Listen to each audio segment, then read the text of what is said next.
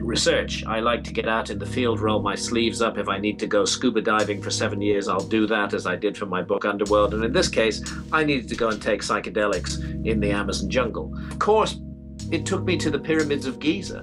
And I found myself one morning standing in front of the Great Pyramid of Giza, this gigantic structure looming above me, 480 feet high, 13-acre footprint, 6 million tons of incredibly precisely engineered stone. I just thought, wow, what the hell is this?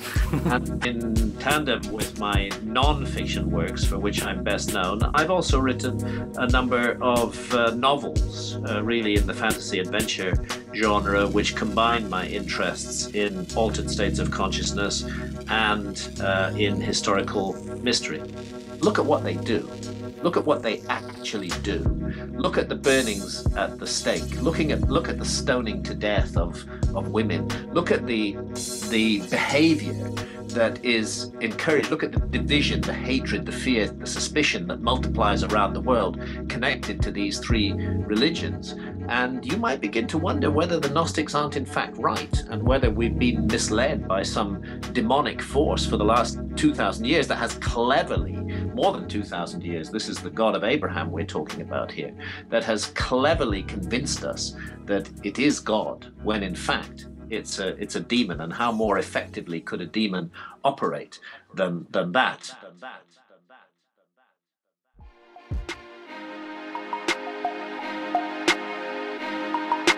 What's up, folks? Xavier Katana here. You are listening to the Human Experience podcast.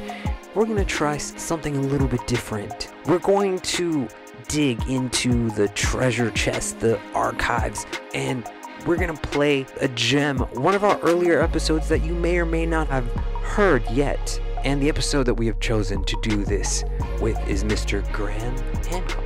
If you don't know who Graham Hancock is, you are about to find out. As someone once told me, the true test of anything is time.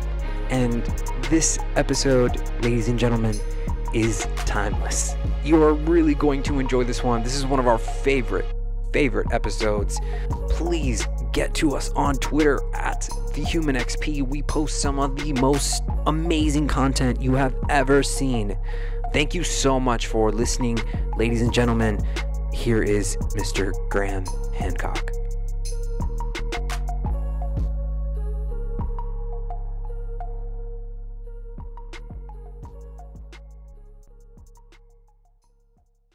The Human Experience is examining the antiquity of civilization as we welcome my guest, Mr. Graham Hancock. Mr. Hancock, it is truly an honor, sir. Welcome to HXP. Thanks. Good to be with you. Mr. Hancock, you are the Jean-Luc Picard of archaeology and the Graham Hancock of psychedelics and consciousness exploration. But for the people that may not know that already, can you very briefly introduce who you are and what you do, please? Okay, well, I am Graham Hancock. I am a writer. I've been writing books for many, many, many years. I used to be a journalist. I was involved in current affairs for a long time, but back in the 1980s, I stumbled across an archaeological mystery while reporting on current events in Ethiopia. And that mystery concerned the Ark of the Covenant, which, as in Raiders of the Lost Ark, which Ethiopia claims to possess. And scholars at the time dismissed the whole Ethiopian claim to possess the Ark, but I kept coming across pieces of information that lent support to it. And gradually I got drawn into an investigation of this mystery, which decidedly had nothing to do with current affairs and was all to do with the ancient past. And that ended up in 1992 with my first book of historical mystery called The Sign and the Seal, A Quest for the Lost Ark of the Covenant. And by then I was disenchanted with the present and intrigued by the past and by the untold stories of the past. And I went on to write what is probably my best known book, a book called Fingerprints of the Gods, that was published in 1995. And much to my surprise, it was a huge worldwide sensation, and it sold millions of copies. I hadn't expected this to happen at all. And it resulted in a ferocious academic backlash. How dare this journalist claim that there might be a forgotten episode in human history? How dare he suggest that there might have been a lost civilization more than 12,000 years ago? Historians and archaeologists were outraged. I think not so much that I'd written the book, but that the book had been a success and had attracted public attention. So I had to deal with that backlash, which was as unexpected as the success of the book itself. But it taught me a thing or two about this game and about how ferocious academics are in defending their turf, and in how difficult it is to propose effectively a new paradigm in any area of science. Right. And I was proposing a new paradigm about the past. And following on from that, I did write a series of further books exploring and elaborating on the lost civilization issue. In the early 2000s, I became interested in the mysteries of consciousness, and particularly shamanism. And the fundamental mystery of the book that became Supernatural, Meetings with the Ancient Teachers of Mankind, which was published in 2005, the fundamental mystery was incredible similarities in rock and cave art going back tens of thousands of years all around the world amongst cultures that were not supposed to have been in contact with one another. And as I investigated the matter, it became clear that I was looking at shamanistic art, that this was the work of ancient shamans. Shamanism, the essence of shamanism is the trance state, deeply altered states of consciousness. And in these deeply altered states of consciousness, shamans in remote antiquity were experiencing visions, which they depicted on the cave walls. And I then realized that I could get out of my armchair. I hate armchair research. I like to get out in the field, roll my sleeves up. If I need to go scuba diving for 7 years, I'll do that, as I did for my book Underworld. And in this case, I needed to go and take psychedelics in the Amazon jungle. So I went down to the Amazon jungle and had my first 11 experiences with ayahuasca, the vine of souls, the sacred brew of the Amazon, and I immediately understood exactly where those upper Paleolithic artists were coming from, because I was seeing the kind of things that they depicted, and then the mystery just got deeper and deeper. I began to wonder whether these visions, these experiences were just, quote unquote hallucinations, or whether there was something much more substantial to them, some really deep mystery of human consciousness here, and the possibility that we might be retuning the receiver wavelength of the brain and encountering other levels of reality and the intelligence, conscious entities that inhabit them. And so this has been a parallel interest of mine for many years, since 2005. And then last but not least, since I do regard myself fundamentally as a writer, in tandem with my non-fiction works, for which I'm best known, I've also written a number of novels, really in the fantasy adventure genre, which combine my interests in altered states of consciousness and in historical mystery. Yeah. Do you think that something has been guiding this process for you, and perhaps maybe this is a mission that you're on? No, I don't. I don't feel I'm guided. I feel that I feel that I have a natural curiosity, and I have the opportunity, because some of my books have been successful, to choose to investigate the areas in which my curiosity sends me. I don't feel I'm on a mission.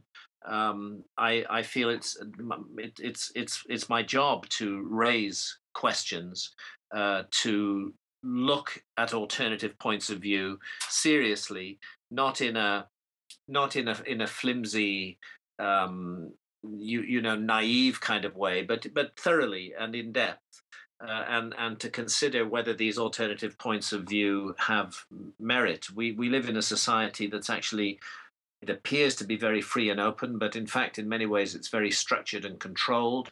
There is a kind of mind control that operates in our society, and that mind control is based around certain paradigms of what reality is, what the past is, what the human purpose is.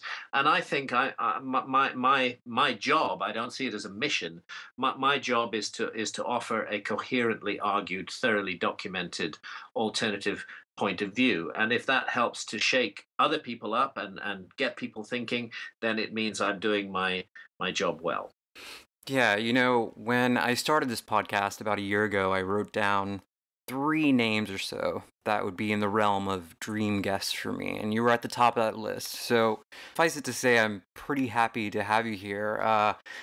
So let's back up a little bit. Let's rewind. The first time that you were in Egypt, that was for writing Sign and the Seal, right? Yes, it was. I needed to go to Egypt. See, the story of the Sign and the Seal, which was the quest for the Lost Ark of the Covenant, began for me in Ethiopia, which, as I told you, was a country that I was initially traveling in as a journalist, as a current affairs reporter. It began for me there, but with the Ethiopian claim to possess the Ark and the specific claim that the Ark of the Covenant rests in a little sanctuary chapel beside the Cathedral of St. Mary of Zion in Aksum, in Tigray province in northern Ethiopia.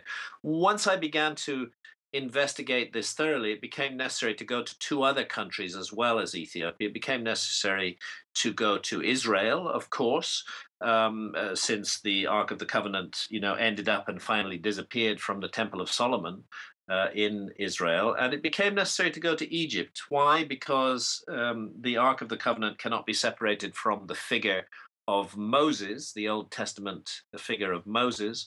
And Moses, as we know, was, according to the Bible at any rate, was reared in the household of the Pharaoh in Egypt. That Pharaoh was probably Ramesses II.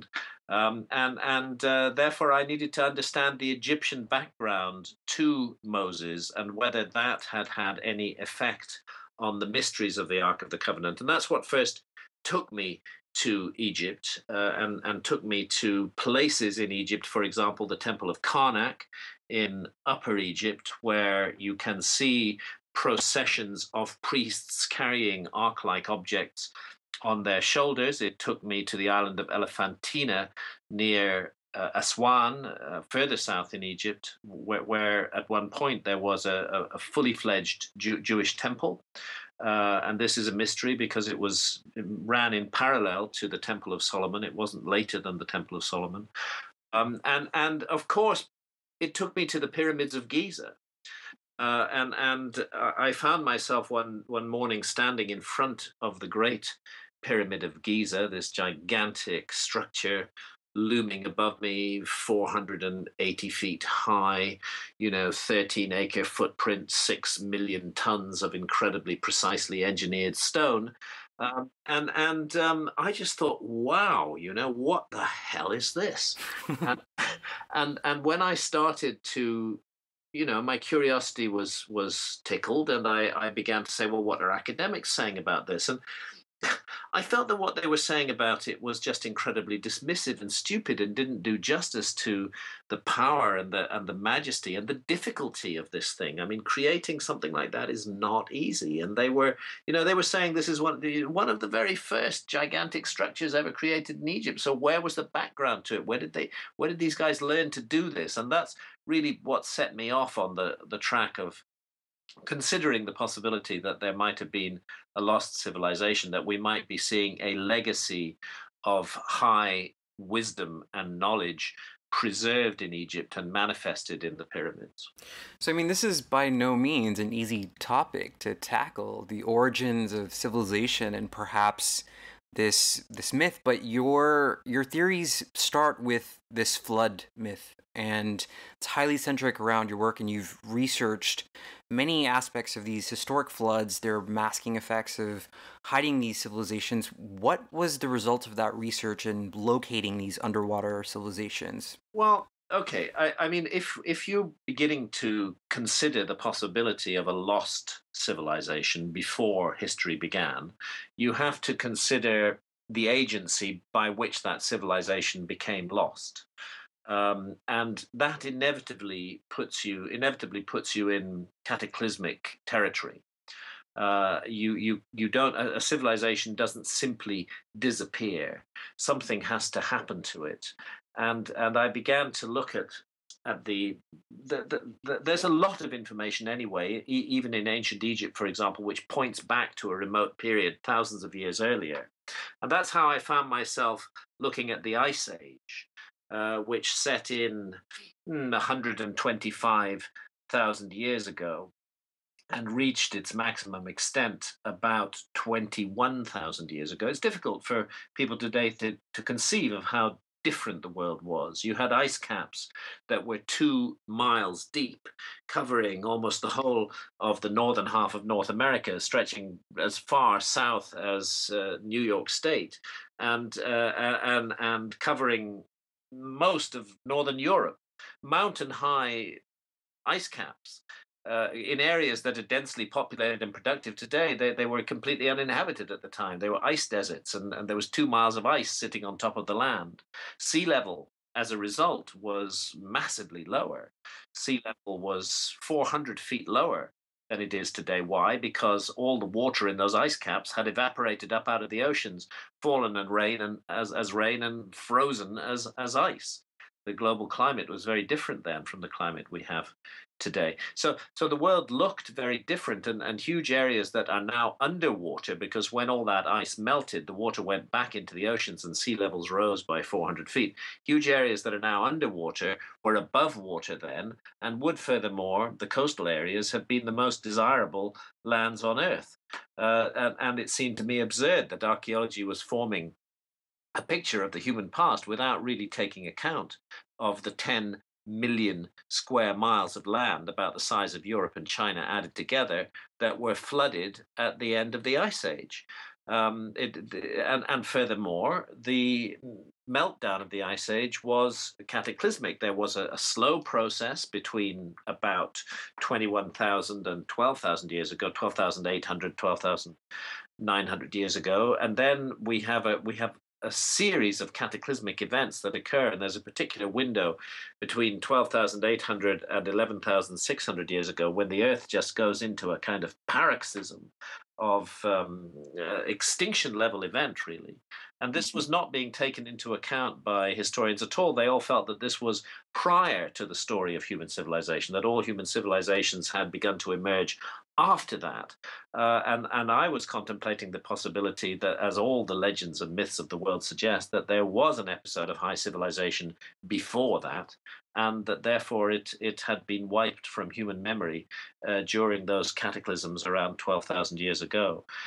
So this ultimately took me on 7 years of scuba diving expeditions, looking at structures underwater down to 120 feet underwater. We need to go deeper, but 120 feet is about as far as you can go with normal scuba gear. But otherwise, you have to get into technical diving. I never did that. I became pretty good at scuba diving, but I never went below 120 feet in depth with mixed gases and technical diving equipment and so on. But again, it was a matter of putting myself into the subject, taking the risks, and going to see whether there was indeed anything mysterious underwater. And you can be absolutely sure there is. There's a great deal of mysterious structures underwater, and often local fishing communities and local divers know about them. So I had local people in India, in Japan, in the Bahamas, in the Mediterranean, in the Pacific, who helped me find the structures that I was looking for. What did you find down there? Well, off the northwest coast of India, there's 2 huge cities underwater in the Gulf of Cambay at a depth of 40 meters, a bit more than 120 feet. Southeast coast of India, Mahabalipuram and Pumpahar, again down 100 to 110 feet underwater.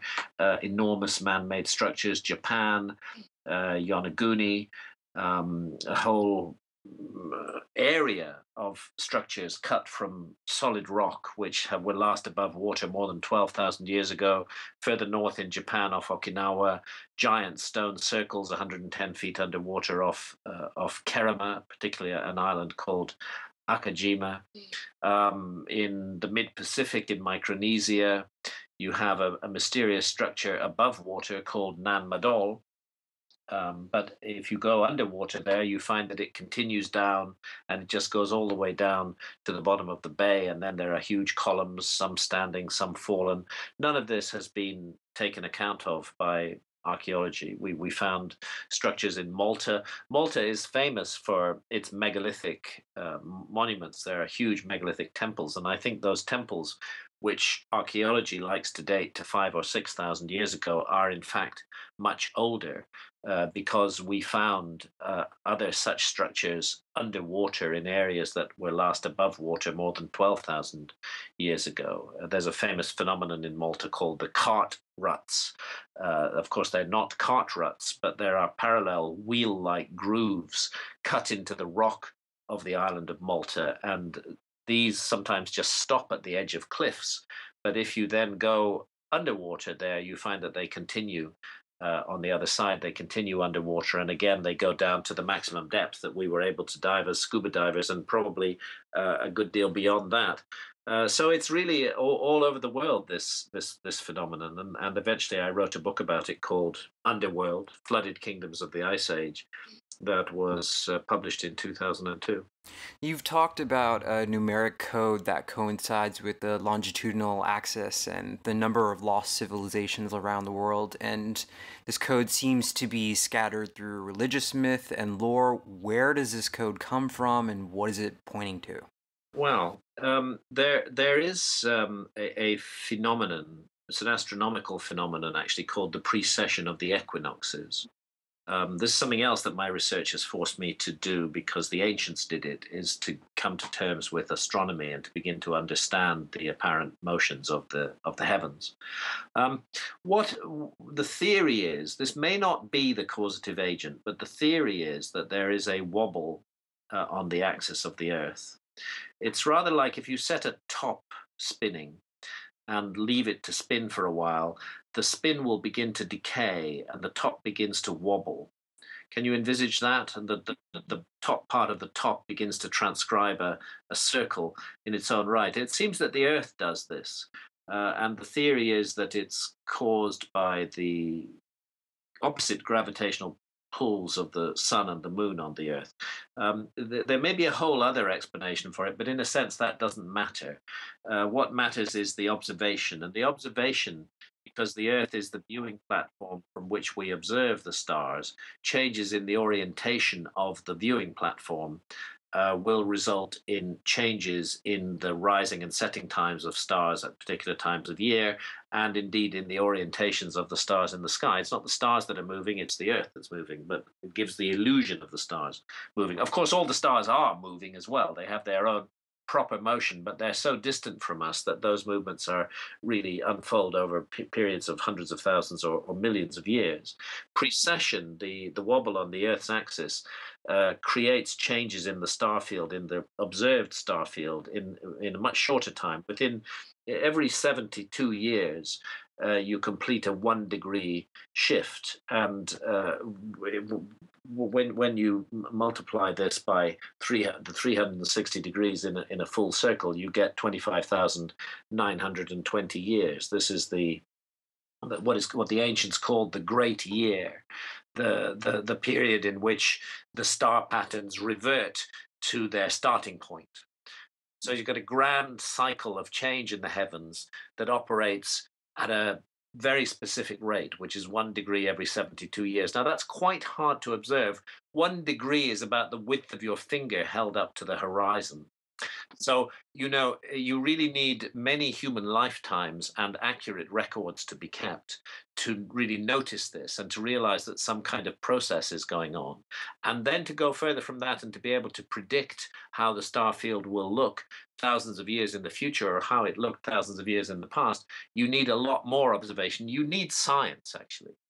And this is the puzzle, because the numbers related to the precession, what's called the precession of the equinoxes, based on the number 72, a whole sequence of numbers. For example, 72 plus 36 is 108. Half of 108 is 54.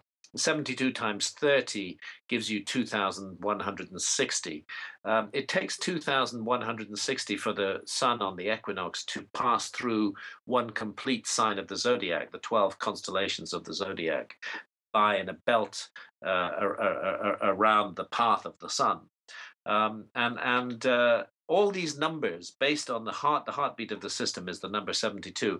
All these numbers crop up in very ancient myths from all around the world. And the myths themselves frequently describe in symbolic terms a process that is unmistakably precession, this phenomenon that we call precession. And a really fantastic study was done of this by two really top-grade scholars, Giorgio de Santillana, who was the professor of the history of science at the Massachusetts Institute of Technology through into the 1960s, and Hertha von Deschent, who was a professor of the history of science at Frankfurt University. The book is called Hamlet's Mill.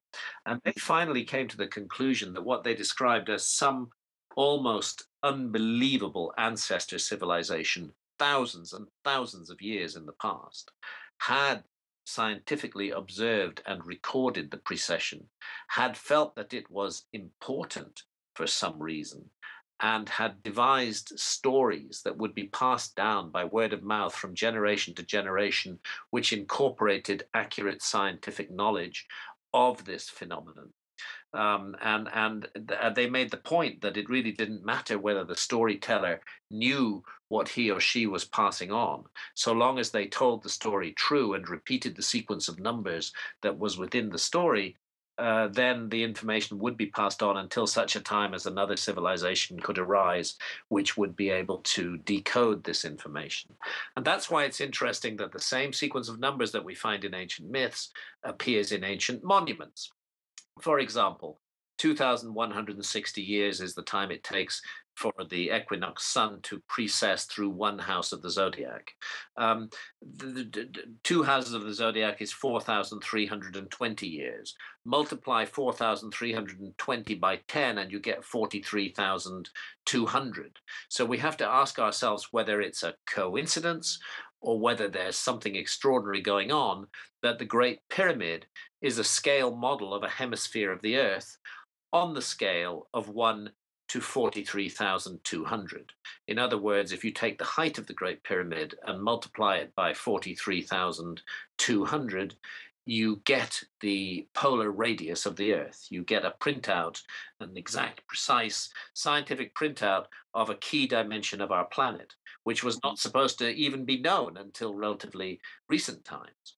And if you measure the base perimeter of the Great Pyramid and multiply it by the same number, 43,200, which is one of those numbers found in ancient myth all around the world, you get the equatorial circumference of the Earth. It appears that the Great Pyramid, one of the things it is a scale model of a northern hemisphere of the Earth on a scale of 1 to 43,200. And therefore, if that's so, and I believe it is, then it's telling us absolutely that we are looking at the work of a high civilization. So I'm glad you brought it back to the pyramids, because the Robert Bauval discovery was incredibly important. In Egypt, the Giza pyramids line up with Orion, and it's not so much they line up with Orion, although that does happen. Robert Bauval's discovery, the Orion correlation theory, is I believe one of the most important discoveries in the study of ancient Egypt that has ever been made. It's almost as valuable as the Rosetta Stone and the deciphering of the ancient Egyptian hieroglyphs, because suddenly we can begin to understand what is going on. First of all, it's important to know that the constellation of Orion mattered to the ancient Egyptians. This was not just any random constellation. When the ancient Egyptians looked at the constellation of Orion, which they called Sahu, they envisaged it as the celestial figure of their deity Osiris. And there's a whole raft of mythology about Osiris, who is a bringer of civilization to Egypt in a remote period that they call Zep Tepi, the first time, thousands of years in the past. Osiris, the whole mythology of Osiris becomes linked to the story of the ancient Egyptian pharaohs, so that each pharaoh on his death became identified with Osiris, Orion, with the constellation of Orion in the sky. Therefore, if we're saying, as Robert does, that the Egyptian pyramids have an intimate connection with the constellation of Orion, this actually makes perfect sense, because the constellation of Orion was the single most important constellation in the ancient Egyptian sky. Secondly, the relationship is complicated. There are four narrow shafts that cut up through the body of the Great Pyramid, two from the King's Chamber and two from the Queen's Chamber. And the two, one from the King's Chamber, the southern shaft from the King's Chamber, targets the lowest of the three stars of the belt of Orion.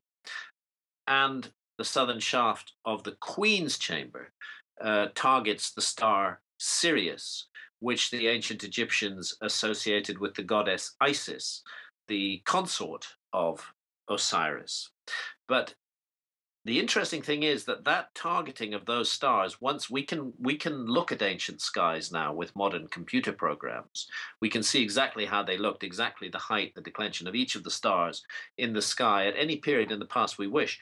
And that alignment of the shafts of the Great Pyramid with Sirius and with the stars of Orion's belt is very firmly set in the epoch of around 2500 BC, which is exactly the epoch that Egyptologists say the pyramids were built. So it's intriguing, but that in itself does not rewrite history. But there's a second observation that Robert made, and that Robert and I went on to refine together in a book called The Message of the Sphinx, which is different.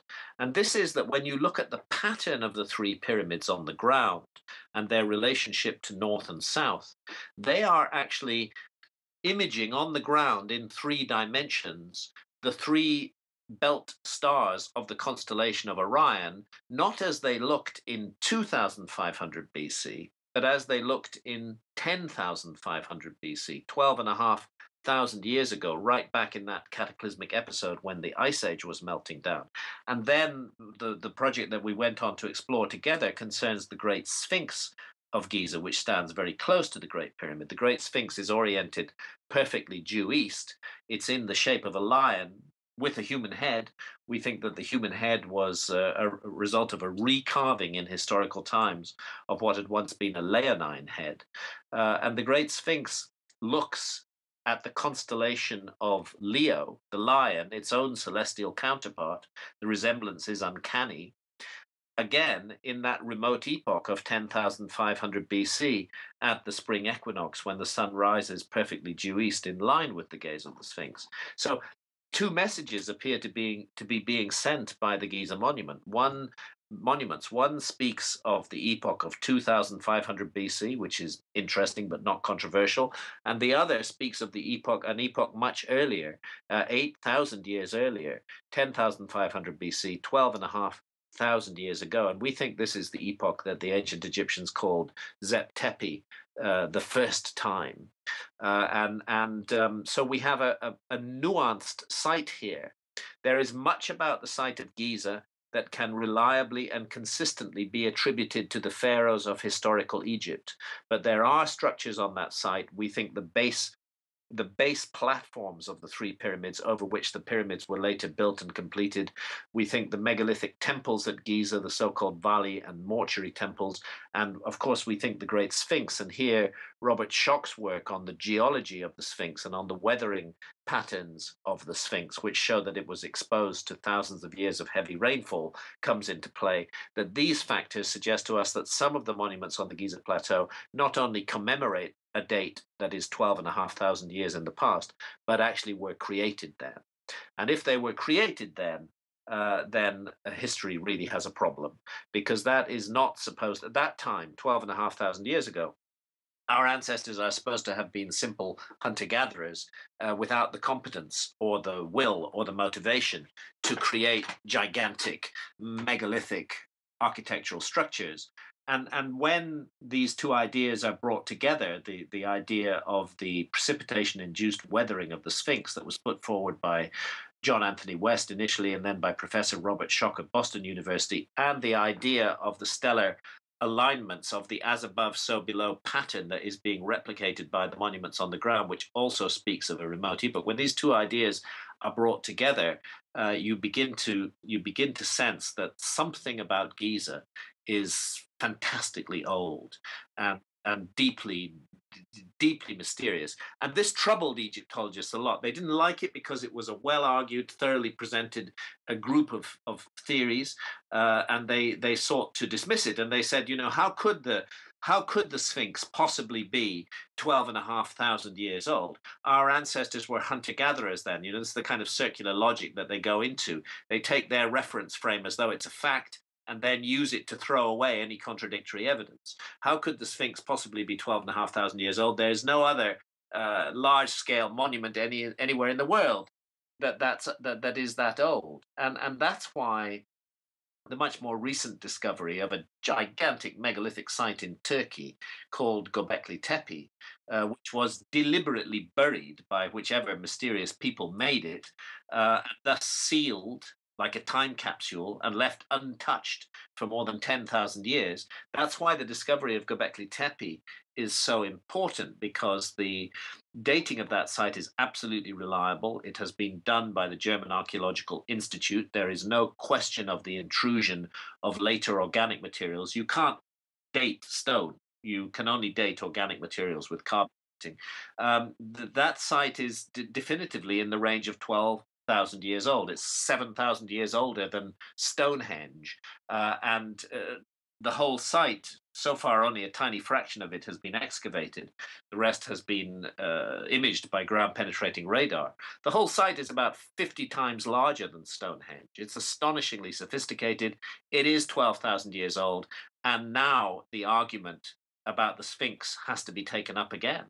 Egyptology cannot dismiss it, because there are other sites now in the world. There's another one in Indonesia that I've done a couple of research visits to called Gunung Padang, which again looks like it's 12,000 or more years old. And I think we are poised on the edge of a paradigm shift where more and more new evidence comes into play which cannot be explained by the previous theory of history, and which requires a new theory of history, requires us to recognize the possibility that there has actually been a lost civilization, that its disappearance is connected to the cataclysms at the end of the last ice age, that there were survivors, and that they sought to pass down their knowledge to the future. And that's why I've just spent the last 3 years researching and writing a completely new book called Magicians of the Gods, which is the sequel to Fingerprints of the Gods. It's not a revised edition of Fingerprints of the Gods. It's a completely new book,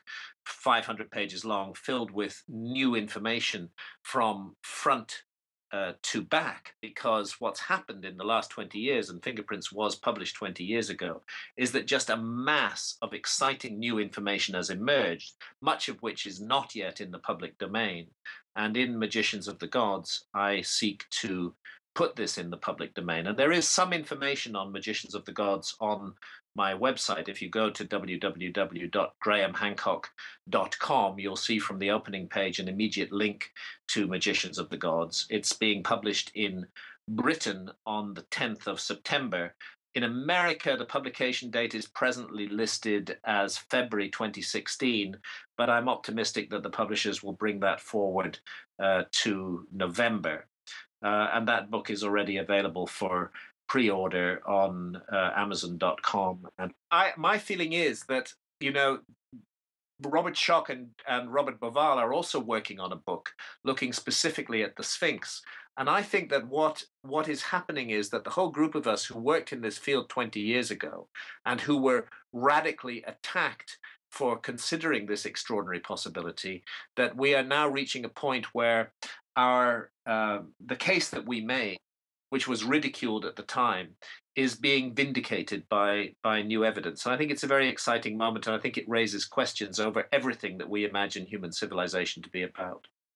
When we acknowledge that either through misinformation, misdirection, the history of our species has been either hidden from us through stupidity or, whatever it is, can you say that this is some level of spiritual warfare?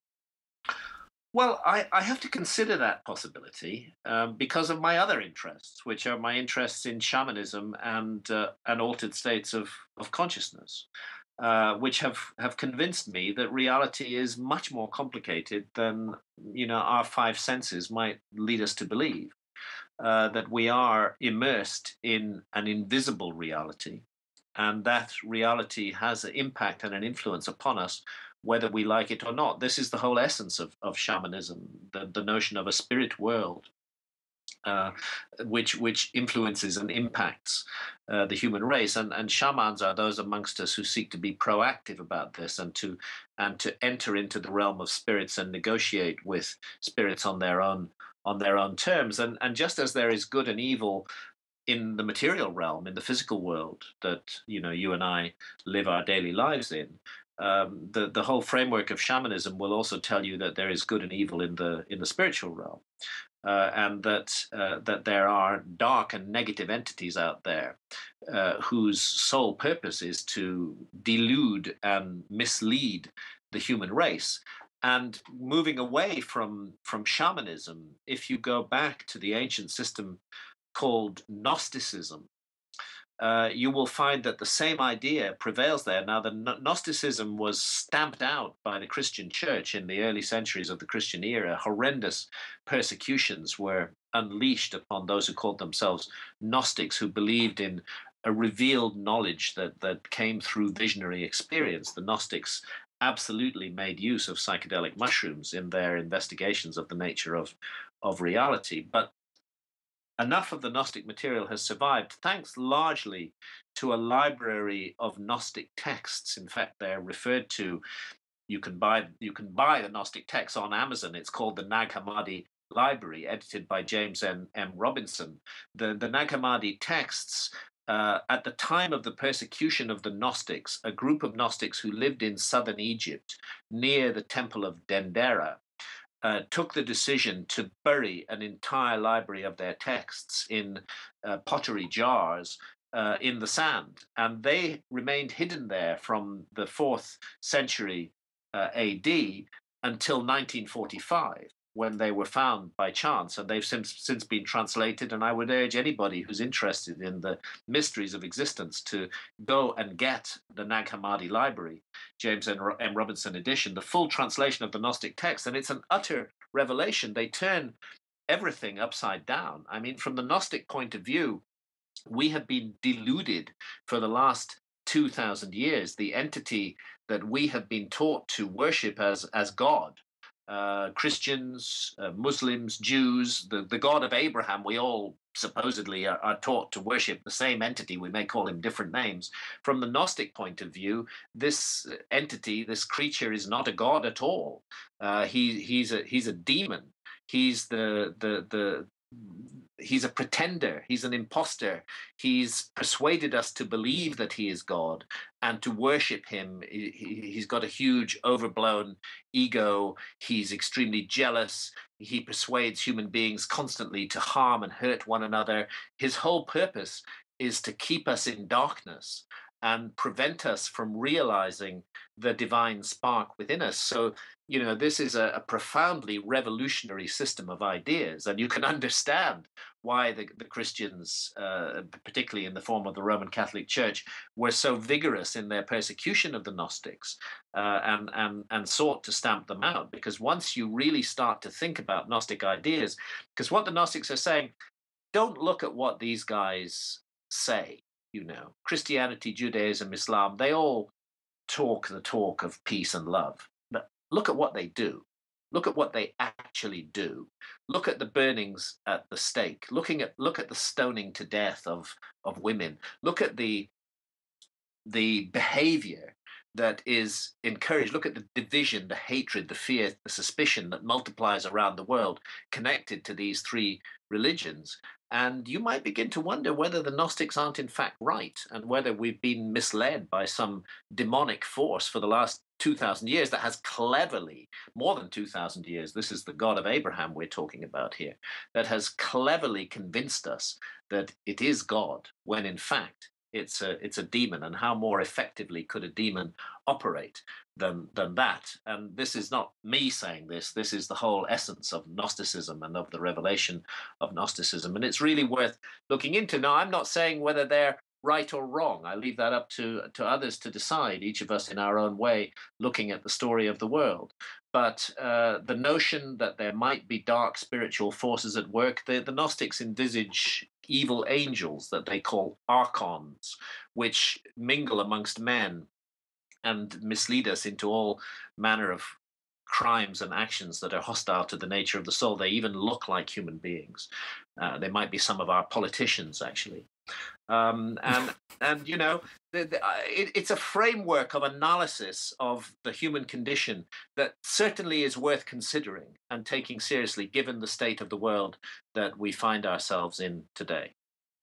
Yeah. Wow. Mr. Hancock, truly an honor to speak with you. But I mean, what do you feel a shift in consciousness or this paradigm within a culture that's obsessed with materialism, television, drunkenness? What would a shift in consciousness look like? How can we recognize that this is occurring? Often when you're in the middle of something, it's difficult to see it. But I would say we're in the middle of a shift in consciousness right now. I think it's happening all around the world. The old paradigm, of which the historical paradigm is a part, is still very powerful. But it doesn't any longer have a monopoly. There is such a spread of information now. The internet has had unforeseen consequences. People are able to communicate with one another directly without going through the medium of the big media. You know, we can be in direct contact with one another. We can form communities of ideas. Increasingly, notions that we are taught to honor and revere, such as patriotism, seem to become absurd. That patriotism is indeed the last refuge of the scoundrel. After all, why should we feel especially loyal to a fellow human being just because they happen to be born under the same bloody government or on the same piece of land as us? What's so special about that? An accident of birth. Why should we pin our loyalty on that? Why are we not willing to recognize that we are all members of the human family, that we owe that patriotic loyalty to the whole human race, not to just a tiny segmented, sectored part of it? This idea is coming with the internet because communities of ideas are forming around the world, regardless of the color of your skin or the religion into which you were born or the political system into which by accident you were born or the land on which by accident you were born.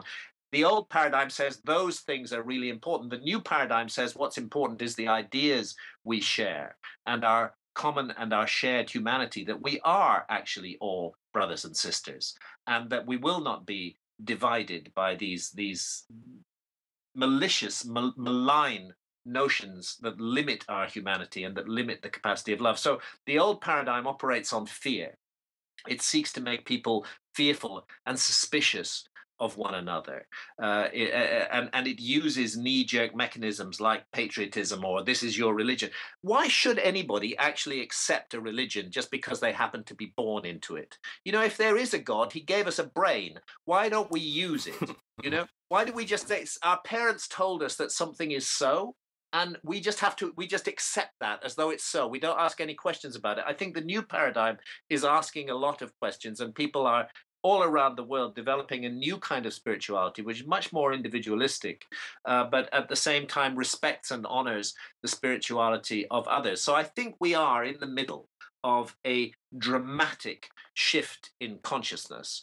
And I think 200-300 years from now, when historians look back on this epoch that we are privileged to live through, they will realize that it was a moment of incredible importance in the story of the human race. It's not certain what the outcome is going to be. The old negative forces are still very powerful, but the light is growing amongst humanity. And we are waking up all around the world, and we are refusing to put up with that bullshit any longer that has been stuffed into our ears and down our throats for centuries. The internet's playing a huge role in this, and psychedelics are also playing a huge role in it. And that's why psychedelics are illegal. I mean, psychedelics are really not dangerous. They can be misused, of course, and I'm not advocating the irresponsible use of psychedelics, but by comparison with pharmaceutical drugs, the number of deaths caused by psychedelics is tiny, minuscule, almost unmeasurable.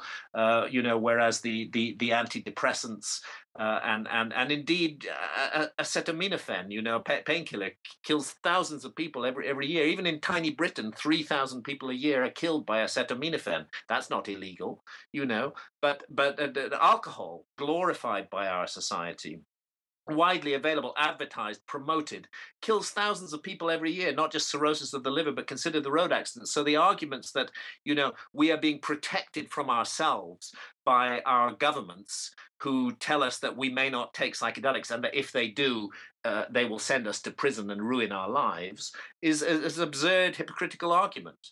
It's a crazy argument. The real reason that psychedelics are so demonized in Western society is because somebody up there in the power structures know that these ancient natural allies of humanity lead us to ask deep, searching questions about the kind of society we live in, and the controlling powers, the dominator powers that run our societies do not want us asking questions about anything.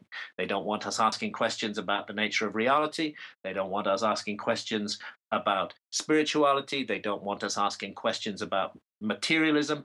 They just want us to go on mindlessly like robots, uncomplaining robots, producing and consuming,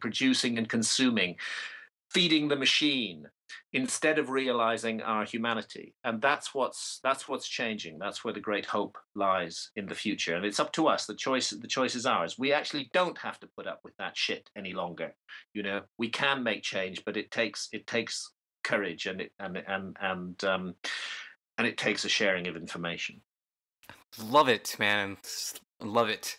We're running out of time here, Mr. Hancock. But I have one more question for you. And you answered a bunch of my questions, just scrolling through all of them, and I would love it. If you could go back 20 years and tell your younger self one thing, what would it be? Don't be afraid.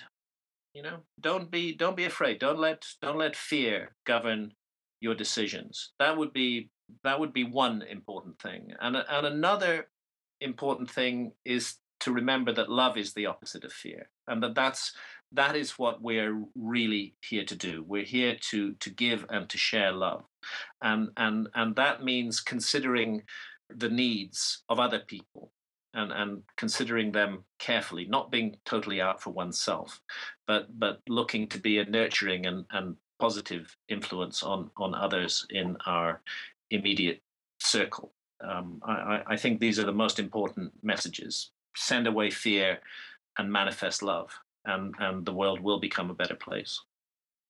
Mr. Hancock, sir, thank you so much for being here. Where can people find your work, your book, pre-order it? Where can they get that? Amazon. It's up for, the new book is up for pre-order on Amazon.com and Amazon UK. But the quickest access to that is through my website, which is grahamhancock.com.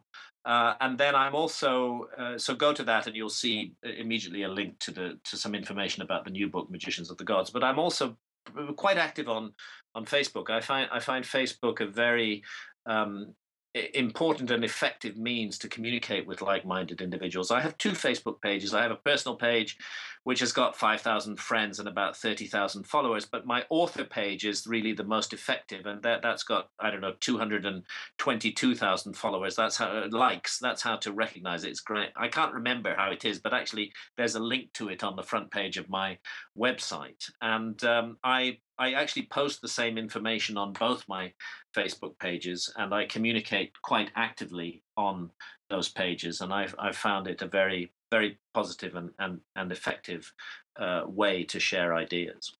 we will make sure that people get to your book and your Facebook page, sir. Any final comments here? Any last bit of information? We got a few minutes. Well, I just think the most important thing is to, is to keep an open mind. It's a very mysterious matter to be alive at all. We're taught to just like take it for granted. Like, again, this is when I speak of materialism, I'm not only speaking of the economic side that teaches us to produce and consume and seeks to persuade us that that's all there is to life. There's a much deeper aspect of materialism, and this is the notion that there is nothing more to reality than the material realm. If you can't weigh it, measure it, and touch it, then it doesn't exist. This is the idea. Many, really intelligent scientists are absolutely committed to the notion of materialism. Such scientists, for example, Richard Dawkins, the author of the book called The God Delusion and also the book called The Selfish Gene, Dawkins will tell you straight-faced that there is no such thing as life after death. And many people are inclined to believe him. They think, oh, God, well, he's a highly qualified scientist, so he must know about these things. He must be right. But actually, what does he know?